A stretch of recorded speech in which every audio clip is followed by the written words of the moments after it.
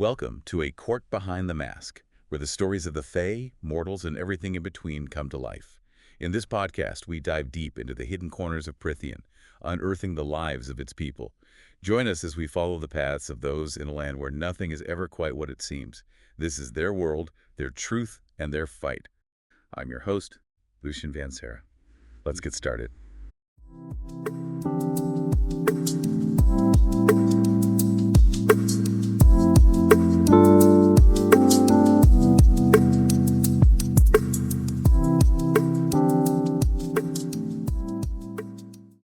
All right, so we're diving into your first Calanmai experience. Oh, wow. And I remember it pretty vividly myself, but Yeah. I'd love to hear about your experience coming to it, completely new to our world. Before that night, did you even know what Calanmai was? Not really. I mean, there were always these rumors and whispers, but nothing concrete. So it was more like a myth or legend then? Yeah, exactly. Like something out of a storybook, not something I ever thought I'd actually have to worry about. Interesting. But then you were specifically told to stay inside the manor that night. Right. It felt like everyone was deliberately keeping me in the dark. Mhm. I knew it was important, something ancient and Yeah. powerful, but the specifics were a complete mystery. Well, there was a reason for the secrecy, believe me. Oh, I'm sure. I was on edge myself that night, Yeah. knowing what was coming. So what made you decide to go out? There was this energy in the air that night. I needed to get out, to experience something beyond those walls, even if it was just for a little while. I can understand that feeling of needing to break free, Yeah.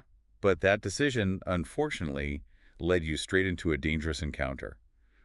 So let's start with some context for our listeners. Calanmai is a time of celebration and ritual. Right.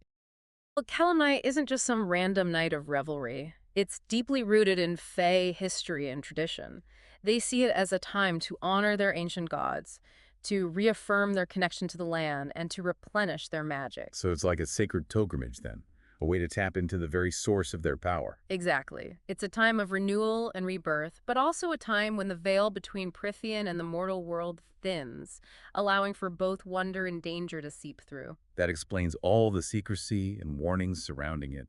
But if it's meant to be a celebration of life and renewal, why is it so dangerous? Because even with the best intentions, power can be intoxicating, and the line between celebration and chaos can blur easily, especially on a night like Calanmai, where everyone is operating on a heightened level, fueled by magic and primal urges. Yeah, it's like walking a tightrope between wonder and danger, with no safety net below. You said that you felt a draw towards the fires, Yeah. a tug. Yeah. Can you explain to me what you were feeling in that moment? It's hard to describe. Yeah. It was like a primal instinct, Hmm, a call that I couldn't ignore. right. The drums, the chanting, the flames themselves. Yeah, It was also alluring, even a little frightening. yeah. Yeah. And then, of course, you had that encounter with those masked fairies. Oh, God. You never told me exactly what they said to you. It's not something I like to dwell on. Right. They preyed on my human vulnerability, Oh, taunting me about being an outsider. yeah. They mentioned Fire Night fun Right. and seemed excited about what would happen once the rite was complete. Uh-huh. It was terrifying. It is disturbing how some fairies use Calanmai as an excuse to indulge their darker impulses. I agree. Their beauty can be incredibly deceptive, can't it? Yes. Yes, it can. It makes the danger all the more insidious. Absolutely. And then, of course, Rhysand appeared. Oh. What was your first impression of him? He was captivating. Yeah. Even amongst all those powerful fairies, he stood out. Right. His presence commanded attention, Uh-huh. and there was this darkness to him, Yeah. an aura of power that was both alluring and intimidating. I can see that. And unlike everyone else, he wasn't wearing a mask. Oh, that's right. A bold move in that kind of crowd. It was. What was the first thing Rhysand said to you when you saw him? He looked me straight in the eye and Uh-huh. said, "There you are. I've been looking for you." I have no idea why he said that, but it seemed to do the trick. Right. But he was also addressing the other fairies, right? Oh, totally. Yeah. Like telling them to back off. Yeah, it was like he was putting on a performance, Uh. playing a role, and I was caught in the middle. Rhysand is always playing a role. Oh, yeah. Did you know he was the High Lord of the Night Court? Not at the time. Okay. I knew he was powerful, but the political landscape of Prythian was still largely a mystery to me. Okay, be honest. Were you attracted to Rhysand when you first met him? Um, it's okay. He was undeniably attractive, but attracted isn't the right word. It was more fascination. Okay. I was drawn to his power, his mystery, the way he seemed to see through me. Right. But there was also an element of fear. Sure. I could sense the danger that lurked beneath his charm. Before he left, he gave you a warning, didn't he? Yes. Stay out of trouble. Yes. And at the time, I had no idea how important that warning would turn out to be. Not at all. Yeah. No idea. Mm. Crazy. It's easy to forget that Calanmai wasn't just about celebration. The blight was a constant shadow looming over everything. Yeah, that sense of dread was pervasive. Yeah. I was constantly aware of the danger Right. and the weakening of the borders and what it meant for all of Prythian. They weren't just some random troublemakers, Right, right? I don't think so. It felt like they embodied the darker side of Calanmai, somehow. What do you mean? The way they acted, the things they said, it was like a stark reminder of how vulnerable mortals are in Prythian, especially on a night like that. It's chilling to think about. Yeah. And then there's Rhysand. And I always make sure to pronounce that correctly for our listeners. It's Rhysand. Rhysand, yes. Stepping in like he did. Right. Yeah. What do you make of his motives? Was he genuinely trying to help? Or was it all just a power play? Honestly, part of me wants to believe he acted out of concern, but there's this other part, this nagging voice that whispers he was just demonstrating his control over the Spring Court, over me. Rhysand's motives are always complex. He operates in shadows, and his actions often have far-reaching consequences. He definitely has a way of keeping you guessing. But let's go back to that night. You made it back to the manor seemingly safe. But the tension doesn't really let up, does it? No, not at all. The manor felt like a pressure cooker with everyone on edge. Your warnings about staying in my room echoed in my mind. But that wasn't the end of it, right? Tamlin found you shortly after. He did. What was that moment like for you, seeing him after such a chaotic experience? It was a mix of so many emotions. Relief, confusion, fear. You had warned me about how Tamlin might be affected by Calanmai, and seeing the panic in your eyes when he arrived, well, didn't exactly calm my nerves. Yeah, about that. Calanmai, it's not a night you take lightly. The magic is heightened, primal instincts are amplified. It's like the line between control and chaos gets incredibly thin. That explains a lot about the energy I felt that night. It does, doesn't it? But seeing you in danger like that, I was torn. Between my oath to Tamlin and wanting to help you, it wasn't easy. I can imagine the internal struggle you must have been going through. Let's just say that Tamlin, he wasn't quite himself that night. Calanmai has a way of twisting things, blurring the lines. Yeah, it sounds like it. It's unsettling to think that even someone like Tamlin, a High Lord, could be so affected by Calanmai. Yeah. It's a night that reveals a lot about ourselves, the world around us. You mentioned his behavior was off, that there was a magical influence at play.